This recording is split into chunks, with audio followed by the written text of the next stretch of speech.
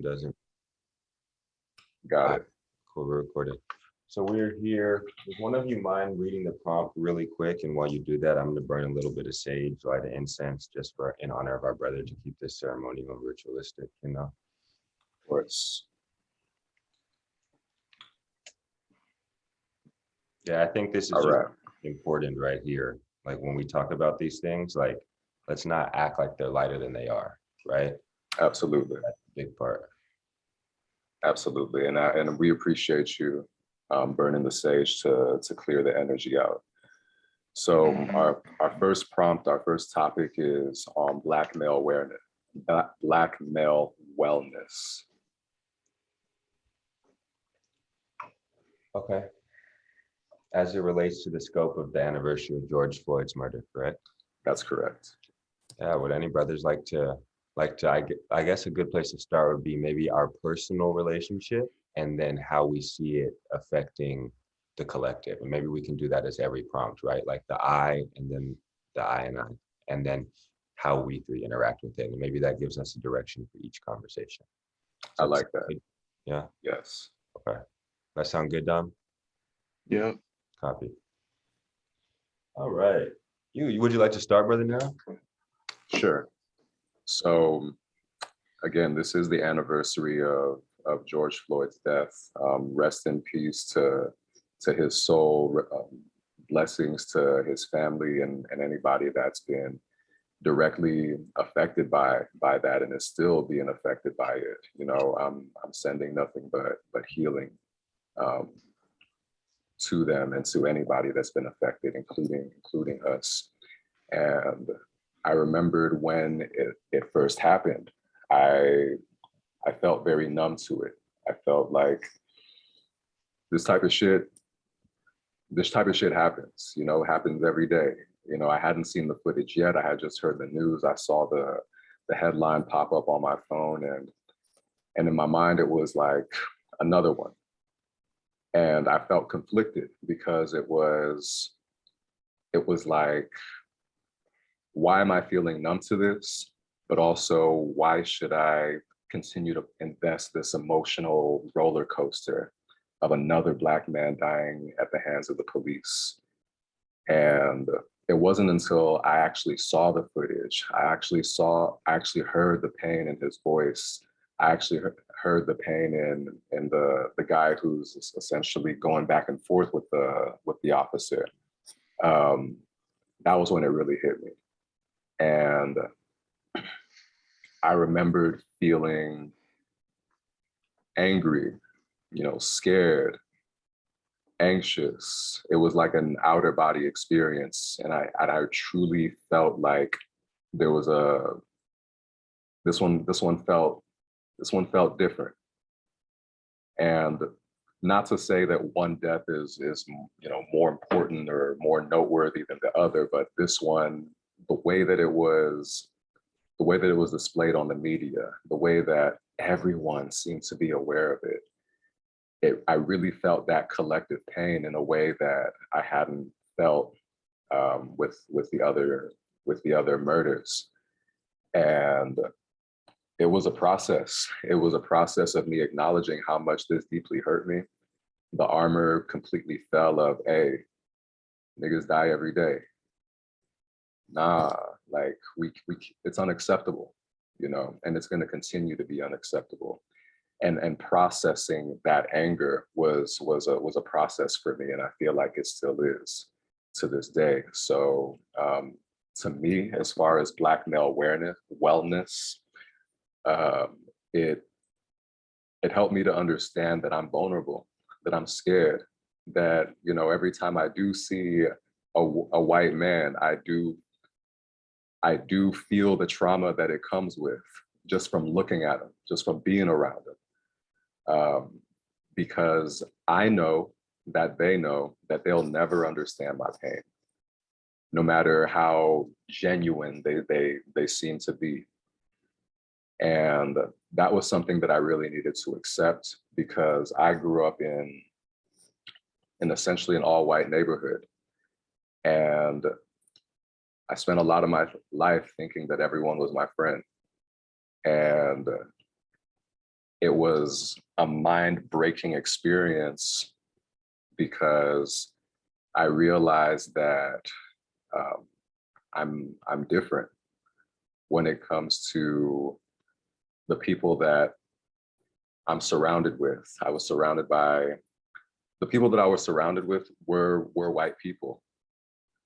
And once I recognized that these white people that I'm surrounded by aren't checking in on me, are kind of business as usual when it comes to George Floyd's death and the murders of, all of these people, I felt very alone.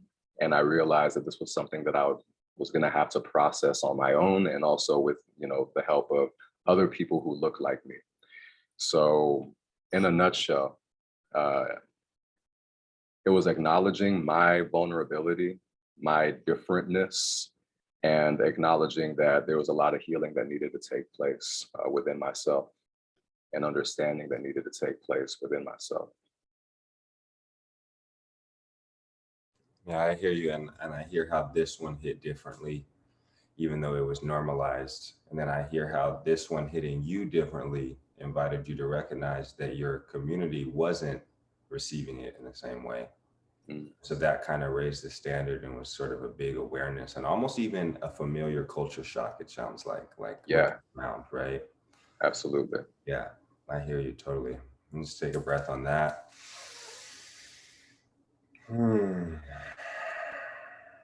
Yeah. I think so much of the Black wellness is just us making the effort to slow down and take that breath after each person's share, so that we're not just compiling death-like experiences and expecting us to continue moving on in this rapid manner, right? So thank you for sharing now. I appreciate you. Dom, do you want to share? Sure, I can chime in for a bit. Yeah, I think it's strange. Thank you, Nero, for sharing. I'm doing my best to recall where was I in that moment? What was I feeling? And I think I had very similar feelings of, damn, another one. And I think because of the frequency of it, I've kind of like default on, or really like autopilot, was like, nah, I can't see that.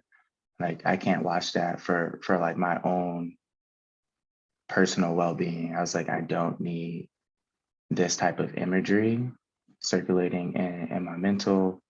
And for some time, I think I was good at avoiding it. And I'm still not sure I've like seen like a complete video, but I think, moving from just like my own personal coping mechanisms of maybe even like avoidance at times.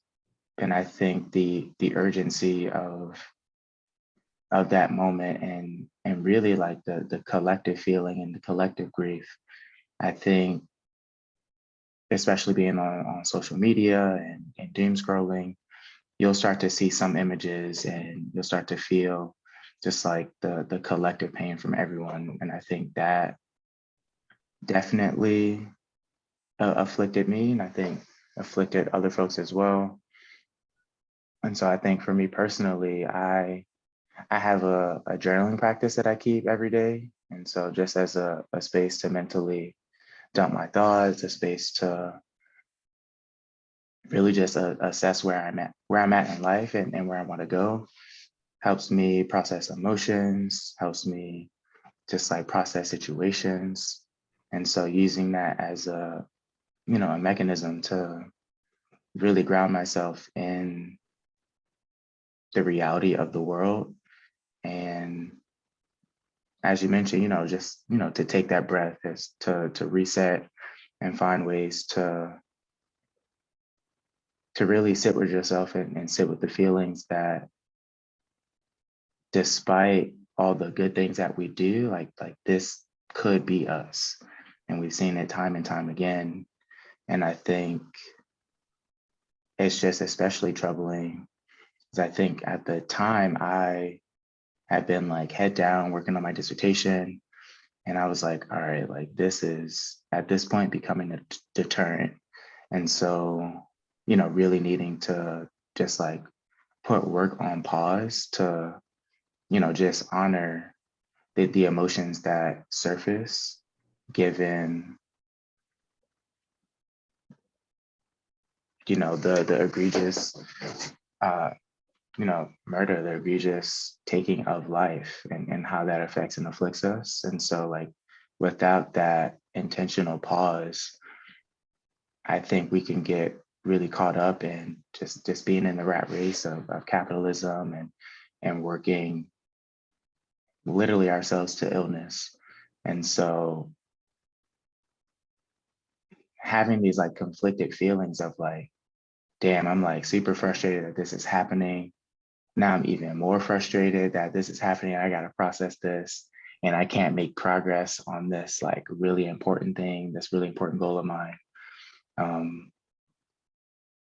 And it really helps you realize that you got to lean into the ebbs and flows of life, despite how unfair things might be, and despite, again, like how egregious and really how ugly and how evil some things are, and how some things often appear to be. So yeah, I'll pause there. I feel like I can ramble, but yeah, I'll pause. Yeah, Rashid, I hear you that life was happening even though life was being lost. And it's a big task as a young Black man to continue breaking the binary odds that you weren't supposed to make it past 25. You're already doing that. You're getting your PhD, you're finishing up, and simultaneously you're seeing a reflection of you get murdered. And how do you stay focused, but stay aware of what's happening in the collective sphere also, right? Because if we just put it to the side, then the shadow gets stronger.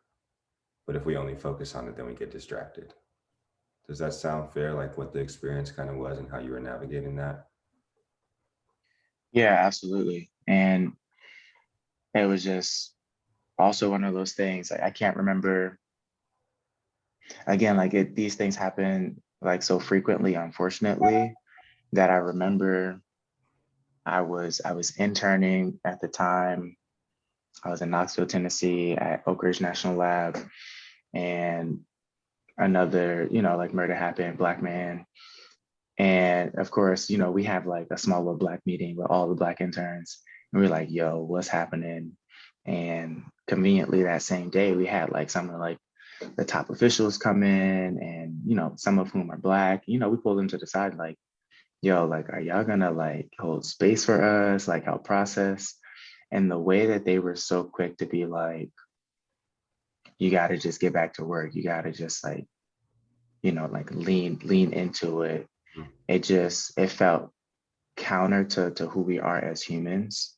And I think in that moment, I think we learned that, is this a generational thing, or is this something that an area that, like we really can improve on as Black people, collectively, just like, yo, like we actually need to slow down and pause and reflect. And so I'm proud of, us as friends for being able to honor that within ourselves and know that, we really can't do no work right now. Like Mm. we are not productive. Like y'all are paying us, and sure, like we're happy about that, but why are we here? And I think there needs to be like a true assessment of how we continue to engage with, work that supports the flow of capital, and how we might, think about intentionally just putting those things on pause. Mm. Absolutely. I hear you. I hear you being affected by and having to consider the, what would we say? Mm, maybe the ripple effect of consumer society and how it doesn't always give space for the mental health of employees, especially Black employees, right? Because Black death is so common and ritualized. That's a whole nother conversation. Black death is ritualized. And so when it happens, it is expected to be looked past and moved through and beyond instead of actually honored. And I think part of that is because it's so common. And Resma talks about In My Grandmother's Hands, Dr. Resma talks about how it's not only our trauma that we inherit, but it also is our coping mechanisms. So we're coming from this backdrop, right? I mean, I'm a first generation, so my experience with Blackness is a little bit more diasporatic and more on the African base, but my father still grew up in the States. And as Black people, we weren't allowed to cope the loss. We weren't allowed to grieve publicly on the plantation, right? Because that meant that we were connecting to our emotions. And when people are in their emotional body, then they're online and present. And when we are online and present, then we have the opportunities and the potential to change things. So I think a large part of what we experience in the Black American culture is this continuous perpetual onslaught of mental instability. Because right when we start to get to stasis, then something else comes and we're trying to find stasis again, right? And George Floyd died on, like, the anniversary is May 25th, right? And this was 2020. So COVID had already started to hit in. So we're dealing with that as a whole.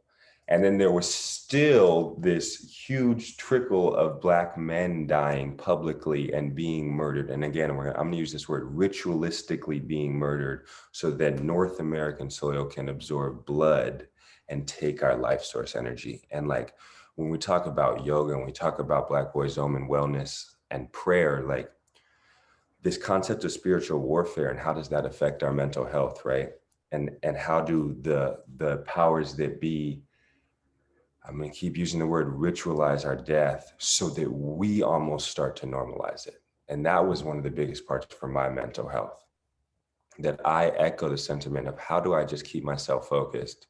Because I've been so anti-government. I just got a TV for the first time in 11 years because my family got me a PlayStation, but I kept myself off of it. And so I'm scrolling through my phone and every post is this brainwashing of Black murder. And it's, how do I live in a place where I'm not in denial, but I'm also practicing pratyahara, which is the yoga concept of withdrawal from the senses. Because if I'm just watching these senses, all I'm receiving is death. And then guess what? I subconsciously am putting myself in that position because I see myself. And then part of me starts to die every time I watch that video. So I still personally am experiencing some survivor's guilt because I've seen clips of the video, but I haven't let myself just watch it. And you know why? Because I'm scared to, because I don't want to let that frequency in. I already know what happened. I don't know if I would have been the type of person who would have gone to the town lynching. That's not really my vibe. Or like the beheading. I don't need to see cats die to know they're dead, personally. And that speaks to a lot about the public joy that comes from Black murder that has been put on to our culture and our young men for so long. The demasculization, the dehumanization, right, of Black people in America. So personally, for my mental health, I felt a few different ways about it. I felt that it was unfair. I also felt it was intentional. And I felt that it was sad. And those are the three main feelings I took away from it. Just very, very clearly, yeah. Unfair and sad. Yeah. So thank you for dropping in on that. Let's take a breath on that, Dom. I didn't take a breath after your statement. I kind of bounced straight into it.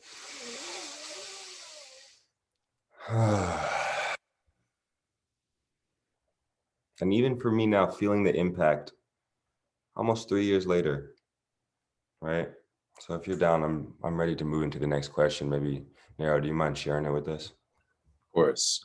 So our next topic is, we're transitioning actually right into this, processing emotion. So when it comes to processing emotion, Osiris, I think that you made some very, very profound points about recognizing that this is a ritualistic, it's become ritualistic, past routine at this point. It's become a ritualistic sacrifice of Blackness, of the Black essence, of Black people. And something that I can relate to you with is the fact that I'm a Nigerian immigrant. the United States. So I'm in Mexico right now, but I know what it feels like to to be raised with a certain mindset and expectation of Black men to be strong, to be strong to the point that you are not processing your emotions in a way that is healthy. And of course, I'm not speaking for all Nigerians or all Nigerian immigrants. I'm speaking from personal experience and what I've seen and what I know is that um, showing emotion has been taught to me as a sign of weakness, as a sign of giving in, giving up. And I've had to learn that what is healthy for me as a human being, as a person who is being exposed to this ritualistic destruction of Black men on this soil, is that the only way to heal is to allow myself to take it in to an extent.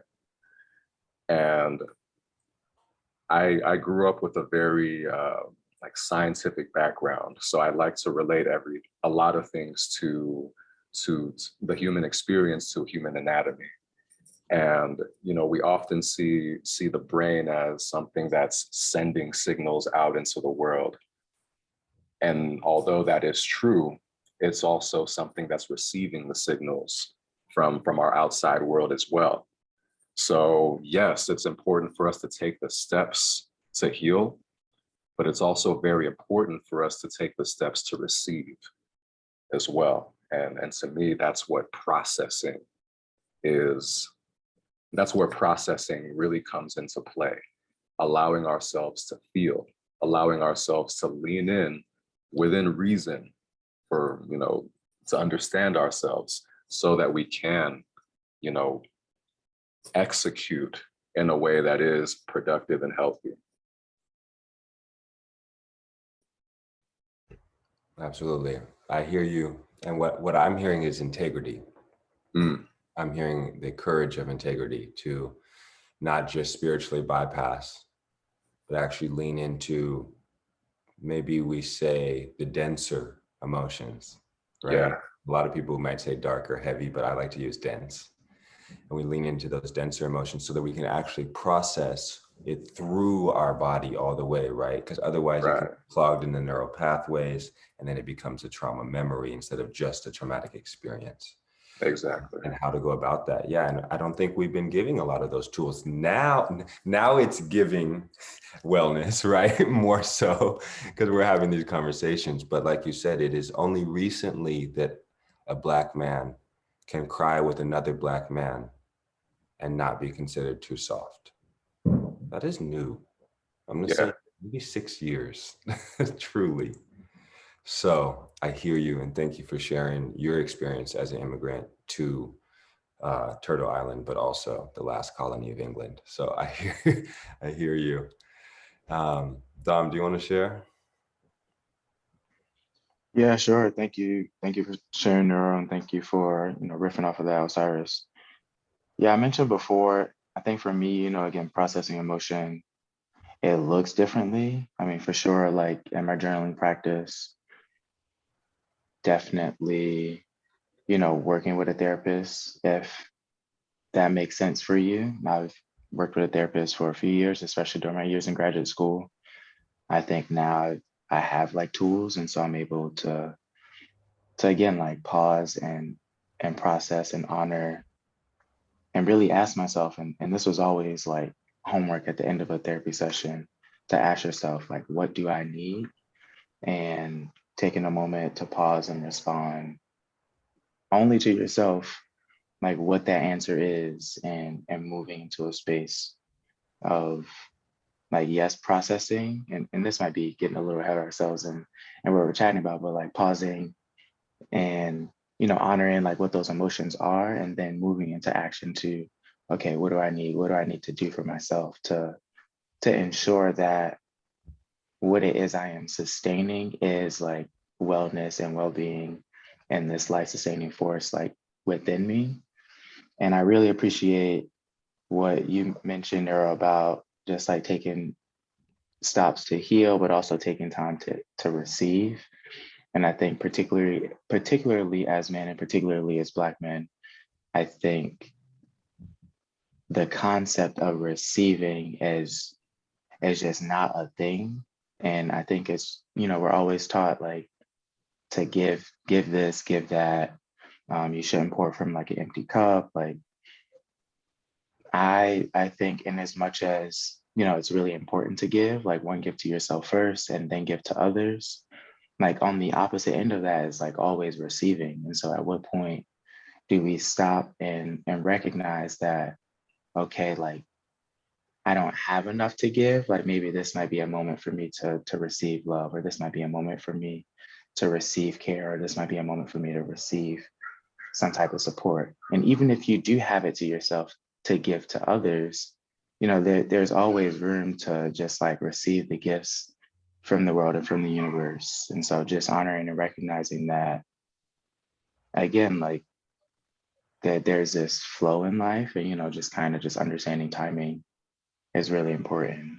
And, you know, honoring and reflecting on, again, like what you need, depending on like what emotions surface for you. So if I hear you right, there is an opportunity for us to break our codependency on our therapists and eventually start to make these tools our own. But it's up to us to use choice and discernment on how much the emotional impact is affecting us and if we need to do it by ourselves or in community. Does that sound true? And like your journey has led you to realize that? Yeah, absolutely. And I think community is something that like should be lifelong. I mean, whether or not like this is like help or support with a licensed mental health practitioner, again, like, yes, I think you like should have that choice and discernment to understand like when you need help and support. But I think many of us are already connected to a number of different communities. And I think those communities might be helpful and supportive to letting us know it's like, hey, like, you know, like we can support you to this extent or to this boundary. And, you know, have you considered reaching out to professional help, you know, somebody that's dedicated to, you know, your health and well-being. Yeah. Yeah, that's a big question. Makes me want to shift back to you, Nero. As someone who comes from Nigeria, is mental health commonly communicated about with the men in your family on the continent, or was that newer once you came here? That was something that's, let me preface this by I came to the West when I was about 5 years old. So my experience has been very Western based, but because my parents, you know, spent their entire lives going into adulthood in Nigeria, they brought a lot of those influences with them. So when it came to topics such as depression, because Christianity is so, or I would say Christianity and also just religion in general is so deeply intertwined with the Nigerian culture, I was brought up with a sense of depression is not part of your life. Depression is not your portion. Anxiety is not your portion. And although I can understand where they're coming from as far as visualization, visualizing peace in their lives, there also was a sense of turning a blind eye and sticking your head in the sand to what is very real to you in the present moment. And so topics like depression, anxiety, fear were often dismissed as God's got us, God will protect us. This isn't part of your life anymore. Get it out of your life. And I felt like processing that was very short-lived and incomplete from my experience. And up until more recently, like you said, I mean, I agree with you, Osiris, about 6 years ago, let's say, that didn't become as normalized as, it didn't become normalized until recently.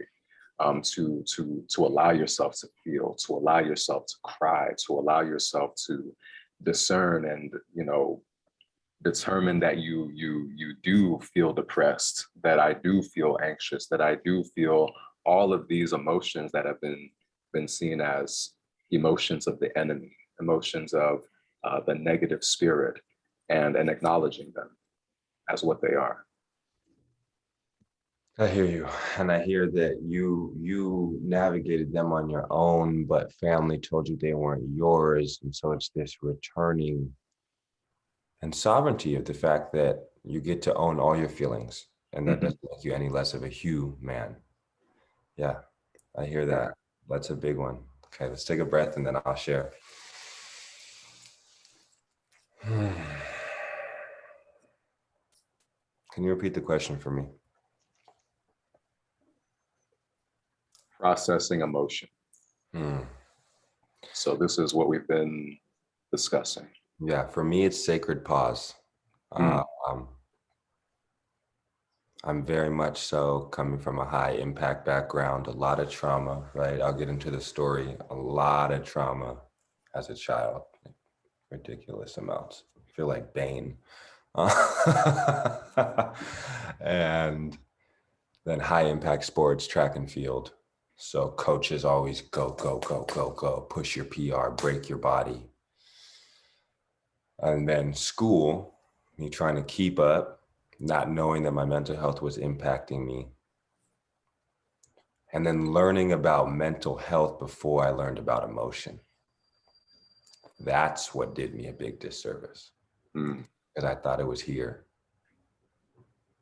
Right. And then I started EMDR, which Francine Shapiro made up in like 1847 or something. But EMDR is about connecting the psychological experience into the kinesthetic body so that it can release from the neural pathway. But it has to happen by connecting the two hemispheres. So I wasn't wrong that it is mental. But what I didn't know is that the mental trauma stores in the physical body. And I think that's why I was always drawn to yoga, because I was carrying thousands of years of kinesthetic trauma on my back from ancestral whippings, on my ankles and wrists from being bounded, on my neck from being lynched and hung, right? And all these on my phallus from it being cut off just because of the insecurities of the minority culture. And I realized that in order to keep my mental health good, I have to exercise a lot. And I love this word exercise because it's synonymous with exorcism and getting these lower, denser vibrations out of the body and just like getting weird. Like for me, the best way to deal with my mental health is to just get weird. Because if I try to stay here, then I feel here and I feel like I'm freaking out. But if I'm like, okay, I need to do this, I need to light the sage when I need to, I'm going to stop this conversation mid-talk because I need to go reset, and just realizing how much I need to reset, like every instant, how much is coming through me, and how, because I am choosing to show up for the work, like it or not, I'm also doing work for the entire collective that doesn't have the capacity and the education to process these emotions. Because collective consciousness is real and melanin shared consciousness is real. And so when we talk about our brothers who are in these quote, quote, urban areas, who don't have the ability to get to yoga classes that are donation based, or who don't have the ability to be in satsanga and actually process these things, then it makes me really check myself and say, okay, I need to use the tools I have, because I'm not just doing this for myself. I'm carrying the weight of the collective. And so if I'm going to do that, I need to heal internally.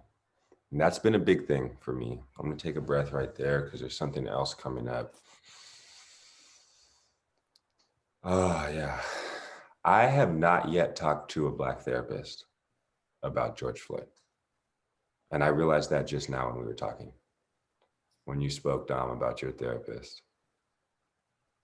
I haven't talked to my therapist about Black people dying. because my therapist is white and he's provided by the state. And when I tried to ask for a Black therapist for the last 7 months, he gave me one referral, and then the Black therapist didn't call me back. So I'm feeling a deep anger wound inside of me come up right now. And I feel scared to let that out on camera because I wanted to let this conversation be more charged with regards to George Floyd. But I think those are the small things that end up sitting in the Black body. How maybe we don't have the space, or I don't have the space to connect about the things that are subconsciously affecting me, things I may be carrying. I feel it in my solar center, just a lot of anger that I haven't been able to talk about this with someone who could facilitate it for me. So I'm grateful for this conversation. I'm realizing why I signed up for it so quickly, I think, because I needed to have this conversation too. So yeah, thank you, brothers. Mental health, owning the anger, that'd be the big part of it for me. Yeah. I think we should take a breath on that. Yeah, thank you.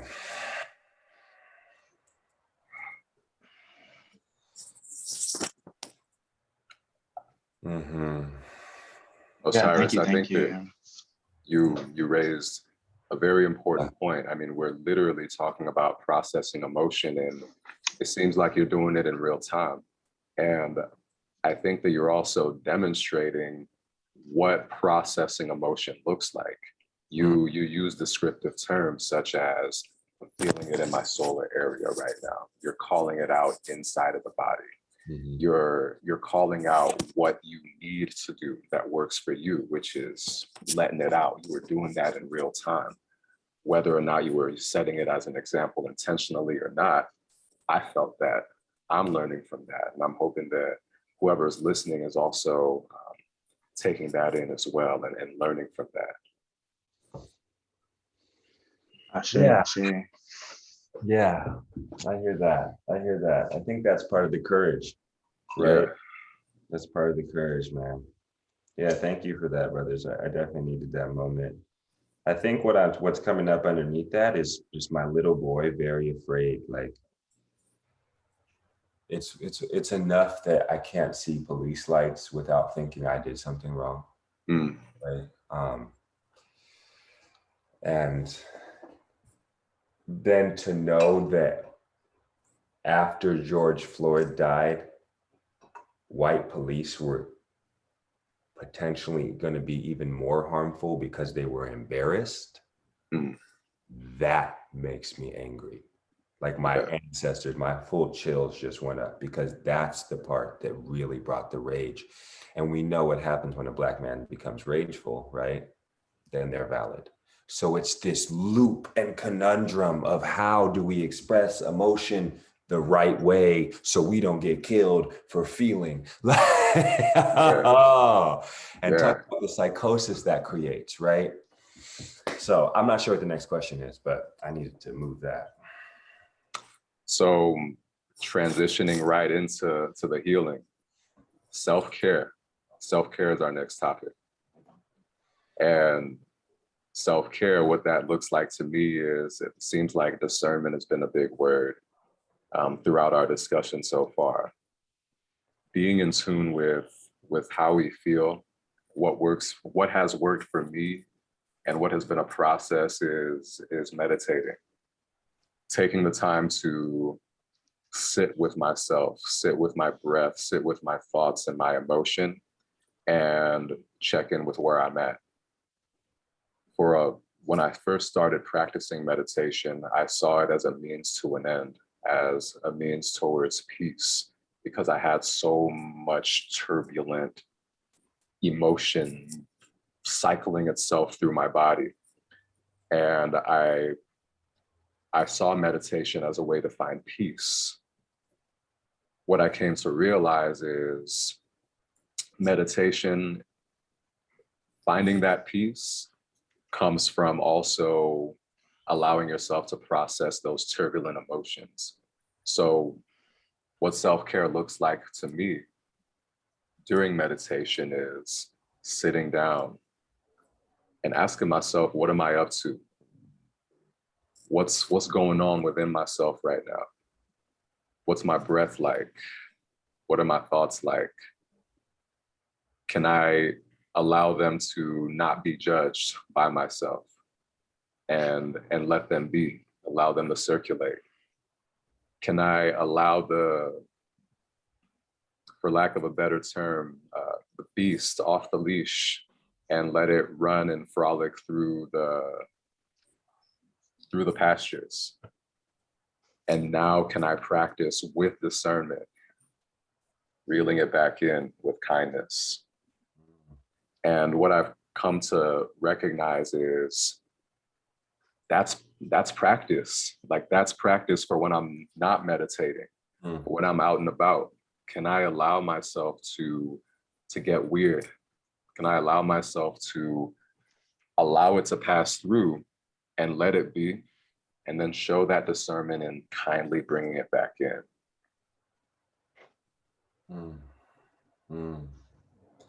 I hear you.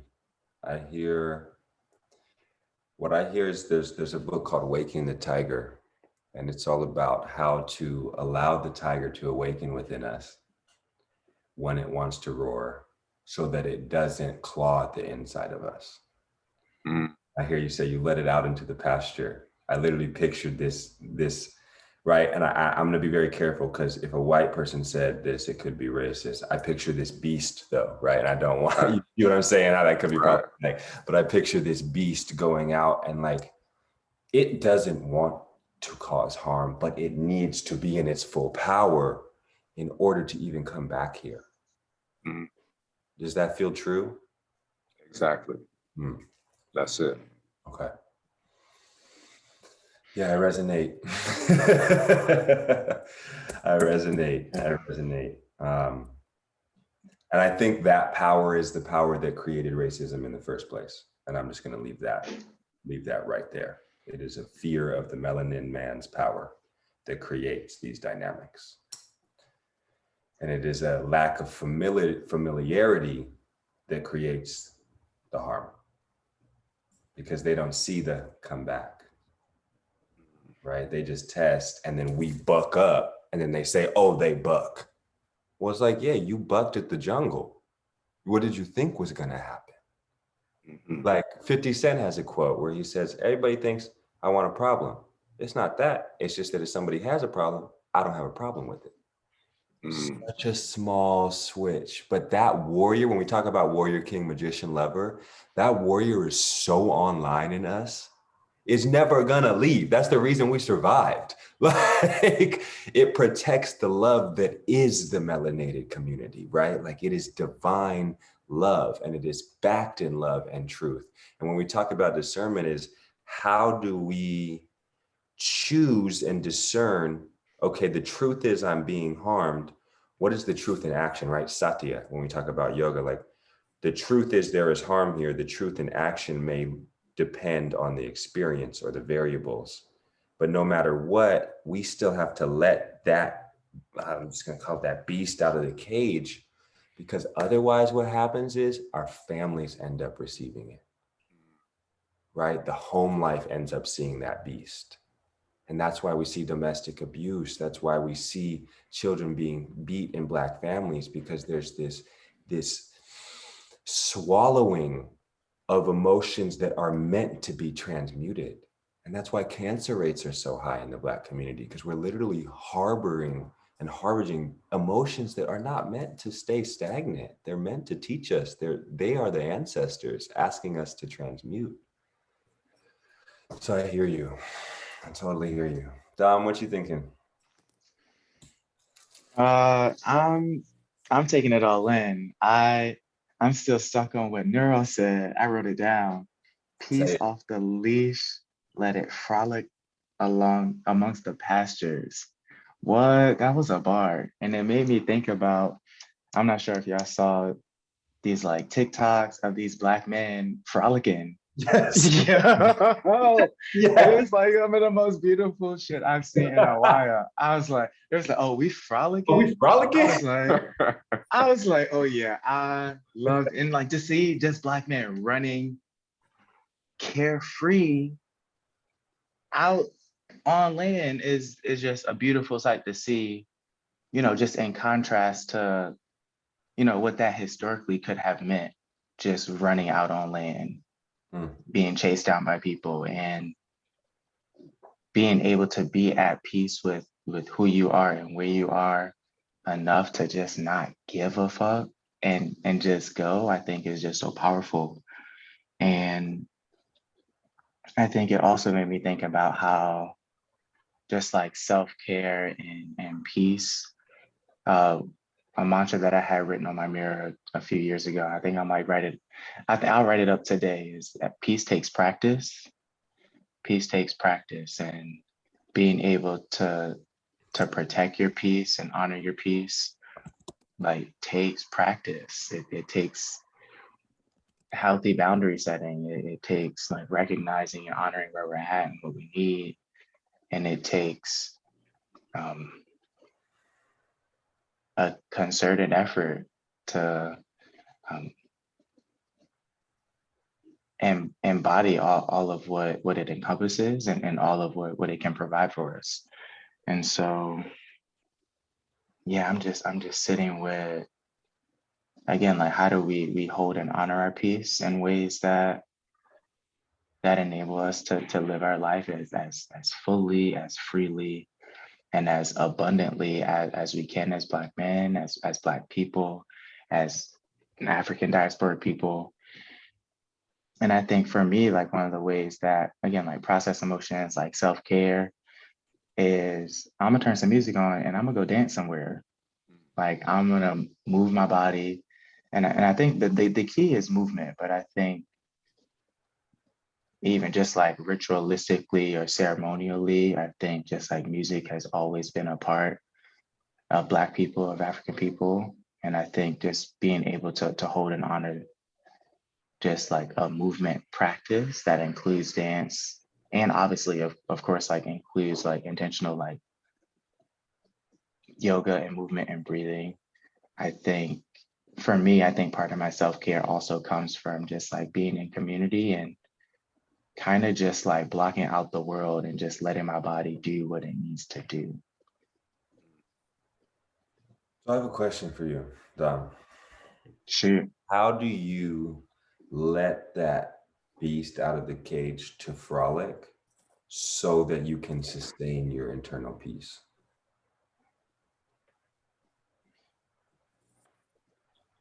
I think it would be similar like what you shared before. I think exercise, and I love the connection of like exercise to like exorcism.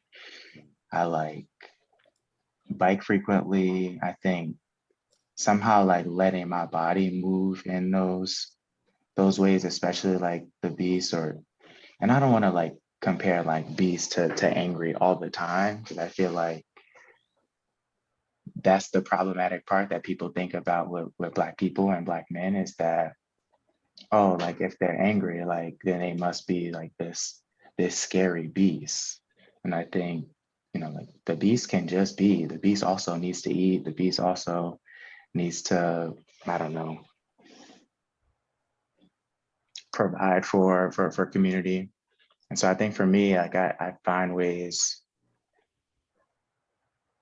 in movement and exercise. I've been on this like crazy like push-up journey that I've had. And so I'm like, listen, like if I can like push and pull myself up like a number of times, like you can't tell me nothing. Like I done already knocked out like 300 push-ups today. Like if I get knocked down, like I'm gonna push myself back up.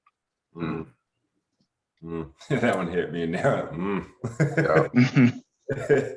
What about you? Thank you, Dom. What about you now? What are some ways? Let's change the narrative. Dom, what word should we use? Should we just use like the king archetype, the full king instead of the beast? Or should we use the warrior? I guess, how do you release your warrior so that your lover can have a safe space? Yeah, that's a good way to phrase it. I like that reframe. Yeah. I like that. And for me, that very similar to you, Osiris, you, Dom, exercise, movement.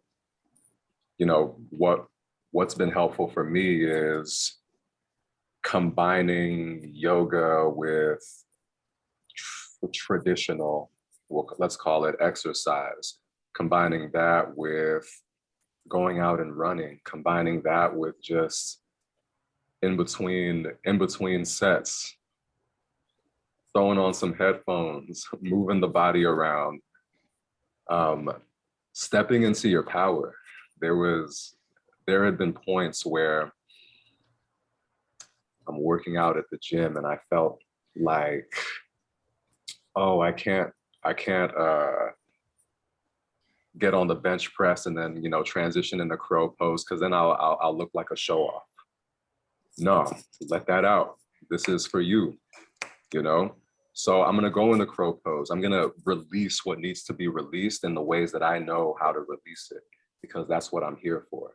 And that's what's going to benefit me so that it can benefit the people that I love. Mm. Mm. Mm. And I think that, you know, all of that could be under the umbrella of kindness, compassion, understanding that there's a lot of strength in compassion. I would argue that it's stronger than some of the darker or the denser energies that seem to get trapped in the body. If we're able to allow ourselves to be strong enough to be kind, that can dissipate a lot of that and allow it to process.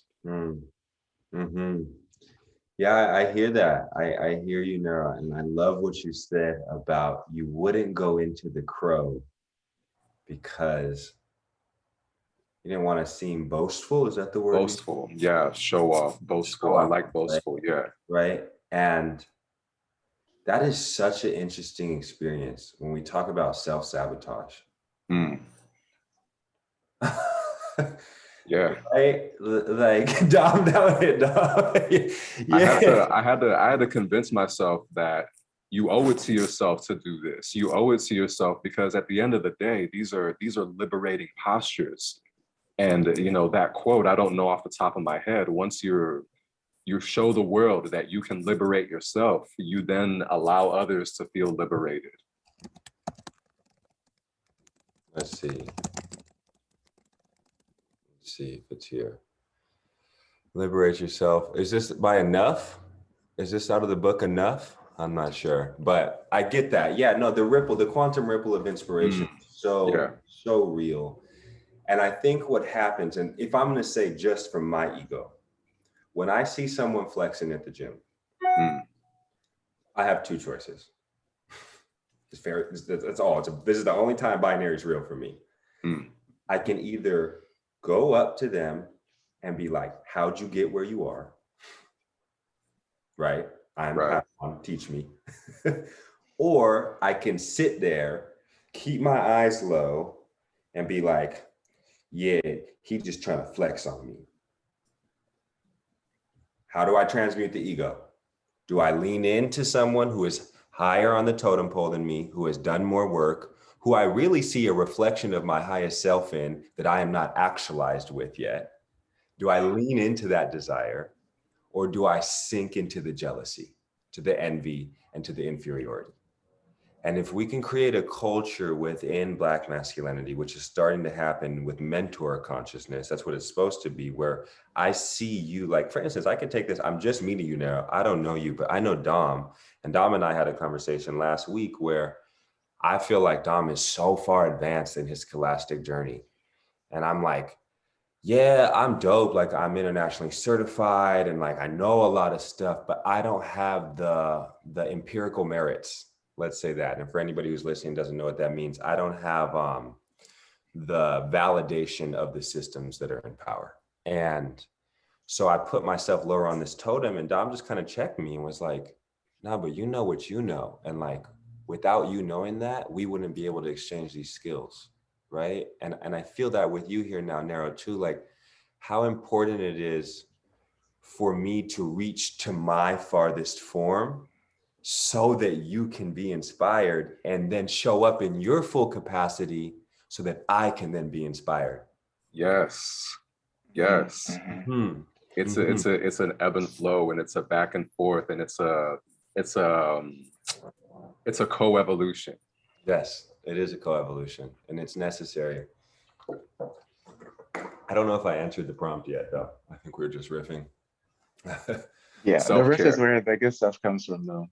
That's The riff jazz. is where the good stuff comes from. And I don't know, just to build off of what each of you all were saying, I love that Nero, you started with just this, you kind of placed us in this situation of you in the gym and like really hitting it. And I think something that has been on my journey has been like standing in the light, or what you said was like stepping into your power and really just knowing that like when you got it, you got it. And like it's time for you to just like show up and show out. Like one of my friends, uh, Jessica, she always says like full out Felicia. I mean, she's like a trained dancer. She's like, if you're gonna do it, like you gotta go full out. Like what's the point of half stepping?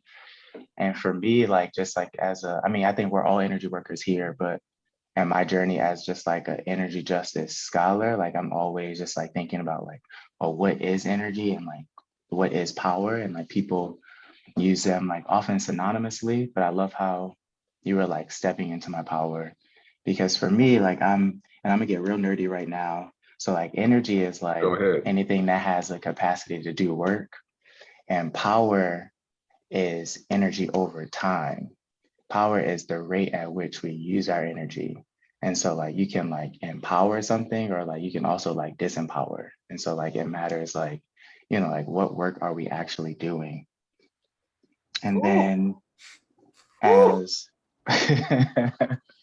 and then Osiris, when you're talking about just this, you know, like when you see someone in the gym, like what do you do? And like kind of having that binary.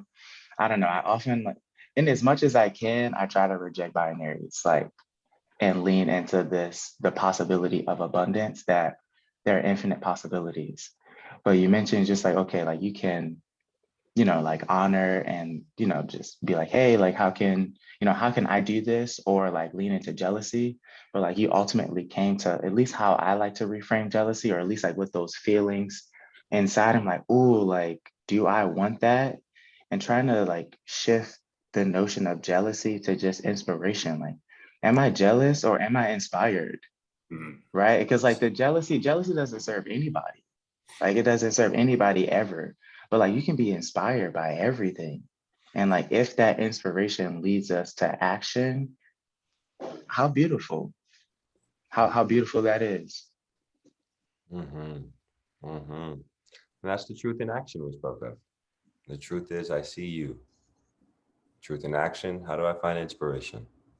Right, and that creates flow state. That's exactly it. And if we go to yoga, one of the yamas is asteya, which is non-stealing. So not stealing anybody else's light, and not stealing our own light away from the moment either. Right? It's so important. I love the gym reference that y'all said, because I just had that happen. I was at the gym with a new friend last week. Oh, I guess last week? That was Monday. Yeah, last week. And he just got back in the gym again, and we were working out together. And then I was just like, I want to pick up a bigger weight. And I felt that part of me that was like, well, if I go on a bigger weight, then he's going to feel abandoned and he's going to think I don't like him. And then it'll ruin our new friendship because he'll think I want to be better. And I was like, nah, just absolutely not. Right. Like we're not doing that anymore. So Yes. I resonate. I resonate deeply. We're at about an hour, my brother. So I just want to see where we at left with this conversation. Just want to be So time conscious. our final topic is defining action and activism. That's the action bit, right? That we were just Yep. discussing. Yeah. I think we should take a breath for that. Thank you. I was just about to Yeah. call it in. I was just about to call it in. Yeah, thank you. Please, Nero, take that seat.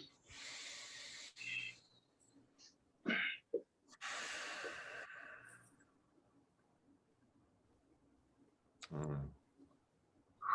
So I think action, working off of we've received, we've we've had the discernment.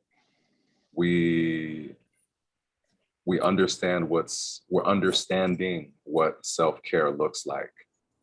And now how can we put all of these things into action? And on one hand, I feel like action is this final like live thing that's, action is an execution on one hand, but I also see action as a practice, as cyclical. So I used to be very intimidated by action because I would hyper focus on the outcome until I started to understand that action is what leads to outcome, which then leads to action, and then it cycles out. So truly, there's nothing to be afraid of as long as you're cultivating that presence to understand that it's a practice, so that you can fine tune that action with every cycle. Mm. Mm. Mm. Mm. Would you consider this the process of optimization, like optimizing the practice? I shifted from optimization into refinement. Refinement. Okay. I used to, not that I used to, I still find myself feeling like things were a means to optimize our current state. Yes, we want to raise our vibration, of course.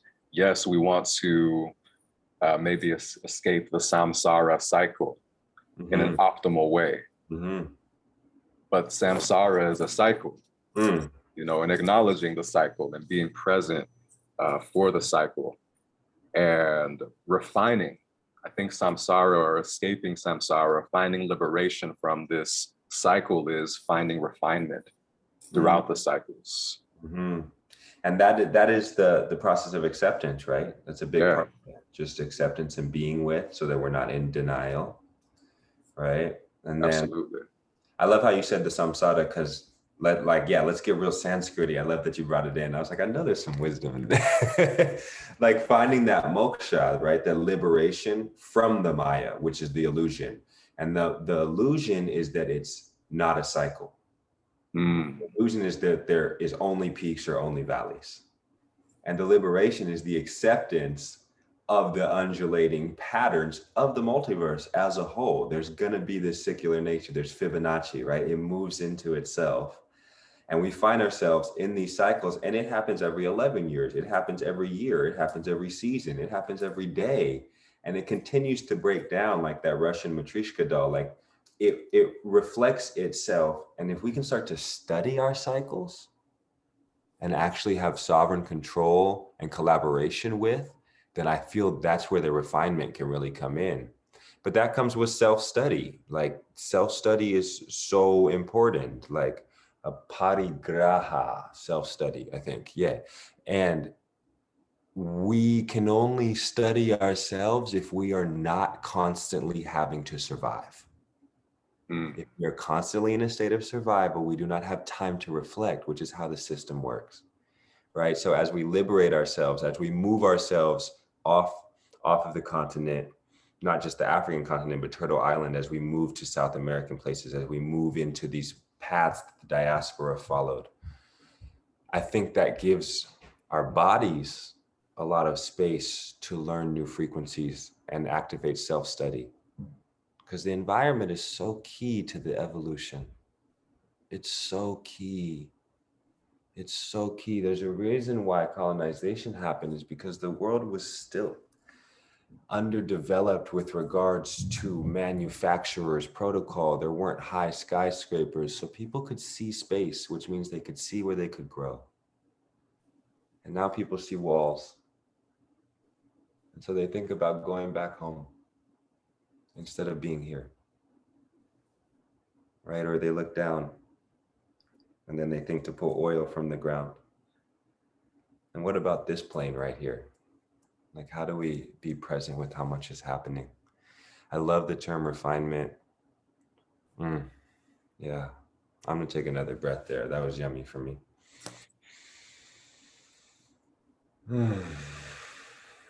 What you thinking, Dom? Thank you, Nero. Or do you feel complete, Nero? There's something there. There's something there. But it'll come. Okay. I wanna hear Dom's insights. Okay. I felt it. I want to make sure I didn't miss it. I would say if you need to release it, I can pause and let you riff. Yeah. So, in as much as I thoroughly enjoy getting into the metaphysical, we live in also acknowledge that part of the metaphysical is the physical. So I try to bring it back to, yes, refinement. What does that look like in the Yes. right here? Yes. And for me, that looks like, for me, that feels like stepping into what makes us feel uncomfortable. And specifically what that means is, as it relates to activism, I have my idea of activism, the protests, the reassurance, the organization, the sharing of information. But what does that look like when it still feels like it's not working? What does the refinement look like when people are still being, melanated people are still being murdered? What does it look like when schools are still being shot up? And I don't have an answer for that right now. And I think that part of the cycle is acknowledging that within myself, leaning into that, and hearing and sharing insights as far as what could work. That's what was there. Mm. Yeah.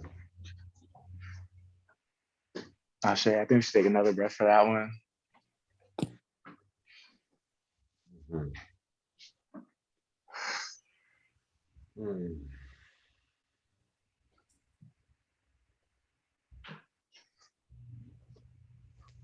I'm gonna go ahead and jump the gun and say, just already, I know like we've been chatting for a little over an hour. This has been a real pleasure and a real treat, I think, to start off the week, or just to get going, just to share space and hold space. I love the concept of like, instead of thinking about optimization and moving towards refinement. And I think that is something that's maybe a little troubling for me, just as somebody who's been like trained in engineering, and like we're always trying to think about like, well, what's the optimal solution? Like what's the best thing? And I think maybe there's a time and place to think about optimality. But I think, as it relates to just like ourselves and personal well-being, like refinement is really, it sounds like that's where it's at. It's like, okay, like we can make these like small improvements to really refine and shape ourselves to be the absolutely very best that we can be. And I love that Osiris, you brought up just like how like environment is key to self-study.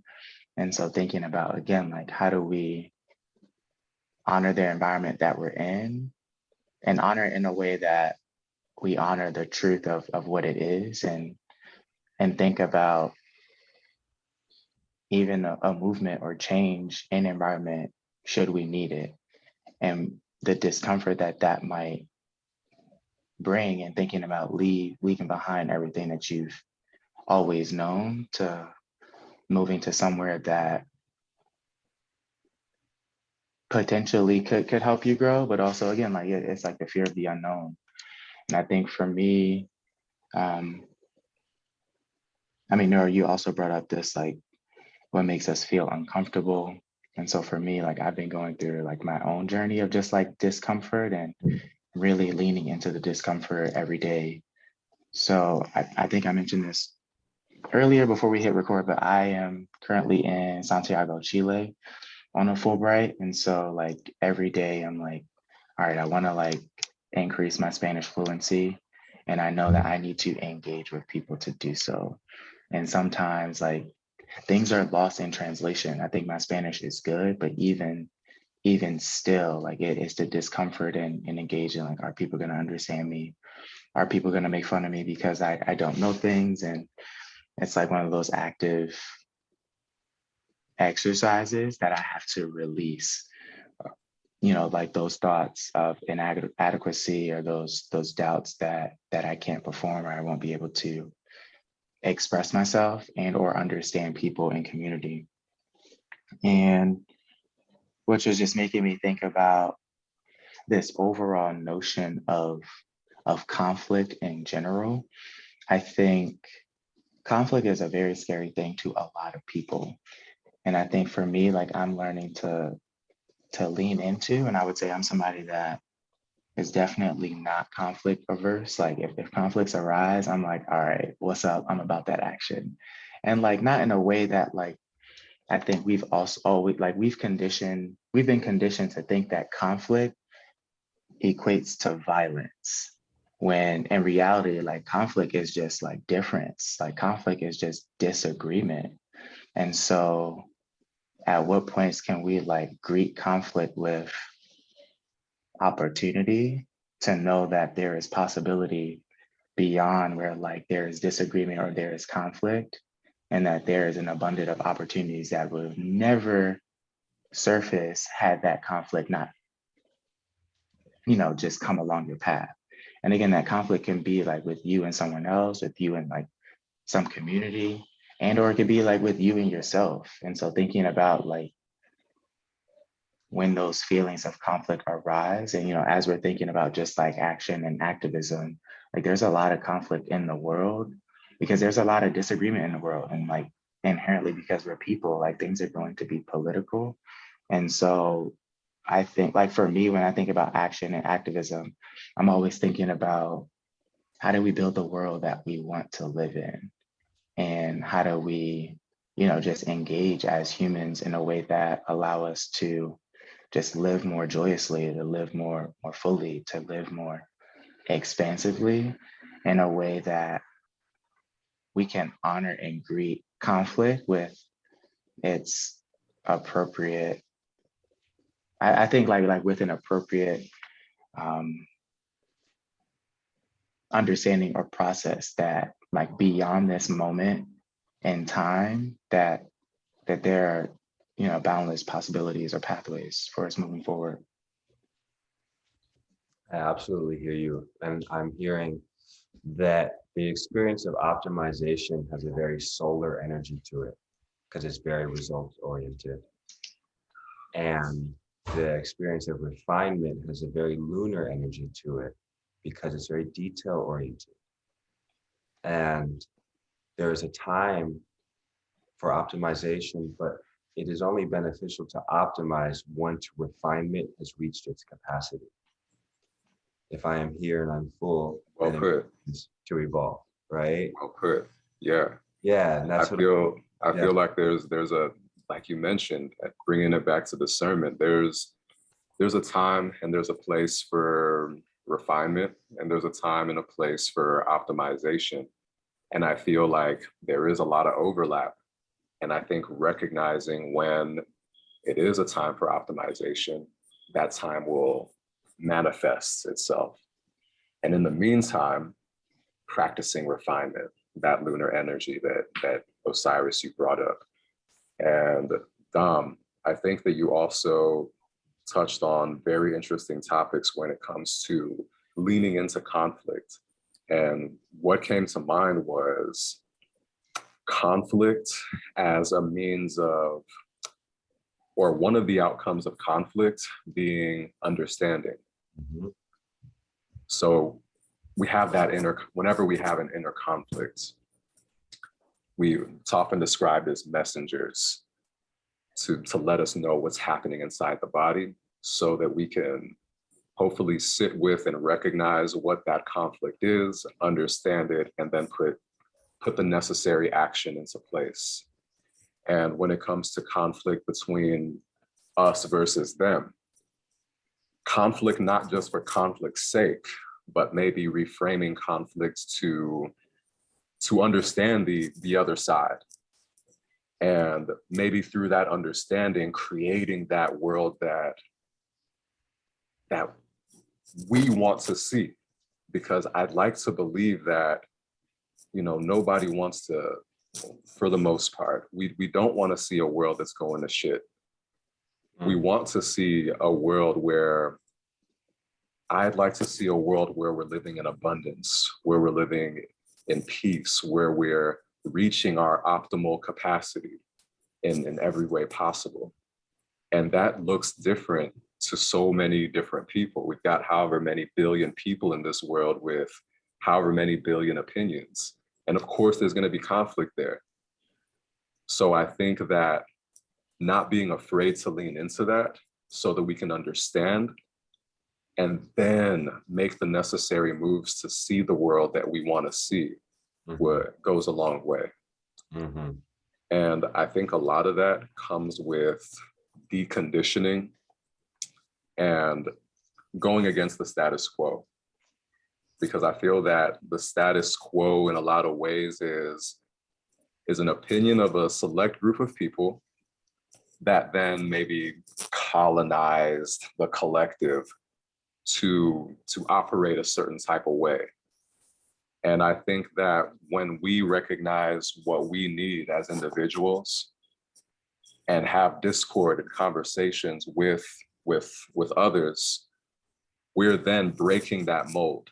We're breaking that status quo so that we can start to see real change in action. I love the way you said that. I love the way you said that. Can we take a breath right there? That was potent.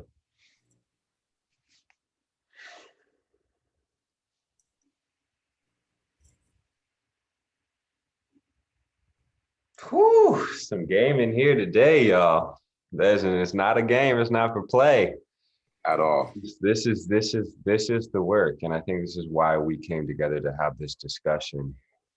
One thing I'd like to do right now as we come to the end is I'd like to each of us offer something that if they were to cut it up and say a young man was to watch it, it could change his ripple. So maybe I'd like to ask, what's one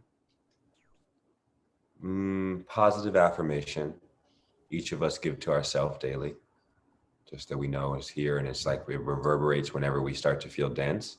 And then also I'd like to do a shared movement. So just like each express one of our key movements that lets us ground back into our body so that we can give people a little takeaway. And then if y'all feel complete, we could probably close. Does that feel good to y'all?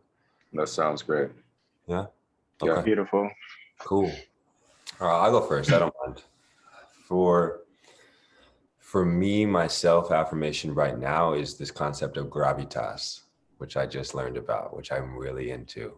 The ability to push movement and energy and influence the sphere, but also the ability to pull anything towards me that I need, which is that experience of optimization versus refinement, solar, lunar, that deep balance and gravitas, but within my deep masculine container, that as an embodied cisgender man on the planet, I have gravitas and I can influence what I need to, and I can attract what I need, period. And that's like my deep self-affirmation. Yeah. Yes. Love that.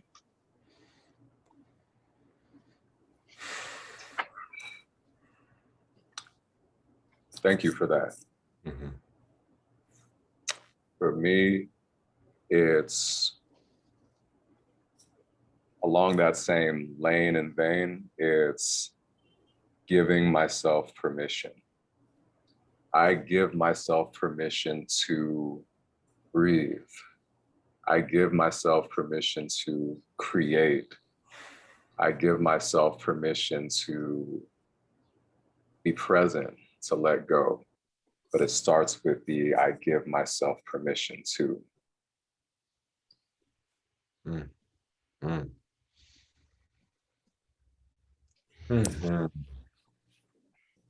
Love that.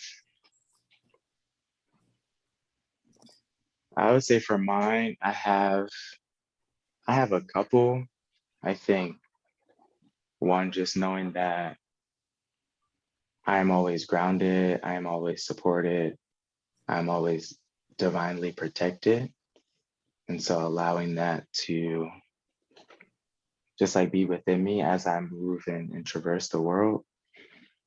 And then an affirmation that I have on my bathroom mirror is, now is your time to shine, to grind, to leave all that no longer serves you behind. I felt all of that.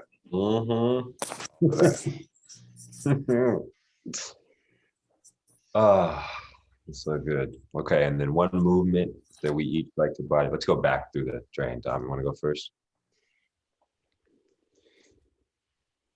Yeah, I love a juicy forward fold. Yeah. Yeah. Anywhere and everywhere, Yeah. dance floor and all. I'm like, I don't care about these people. Like, these legs need some loving. Mm. This back needs to elongate just a bit more. Heard. Absolutely. I see you. Absolutely. I'm gonna hit one after. Mm-hmm.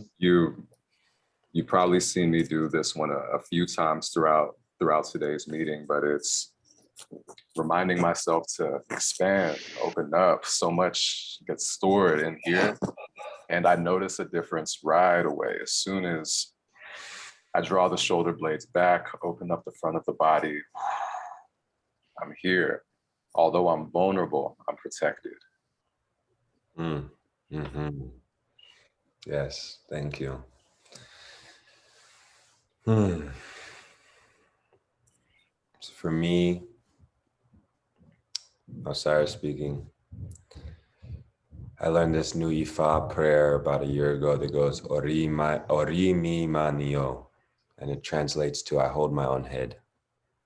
And so just this process of holding my head, whenever I start to feel myself get manic, just hold on a second. And like you said, wherever I am, if I'm in a meeting, you open up your heart. If you're on the dance floor, you forward fold. It doesn't matter where I am. I'm gonna hold my head and check in and ori mi manio. And the concept is that I am my neck. I am the one that connects my brain to my heart. That's my choice. And I do that through what I speak and what I listen to. So I'm responsible for my head. That's a good check-in for me. Keeps me here. So let's take a breath. We're coming up on an hour and a half. Coming to close of ceremony. This has been really, really, really good for me. I hope it has been enjoyable for you brothers as well. It has definitely given me the space to talk about some feelings that were stored in there. And I just want to open the floor if there's any final statements that either of you feel called to share, or downloads that you feel like spirit or your ancestors are asking you to put into the sphere. Please, let's go ahead and let those final messages through if there are any, and then we'll go ahead and close. During spaces like these, they feel deeply healing. And whether I'm a part of it or I'm listening in, I feel the healing that's coming up through discord and conversation.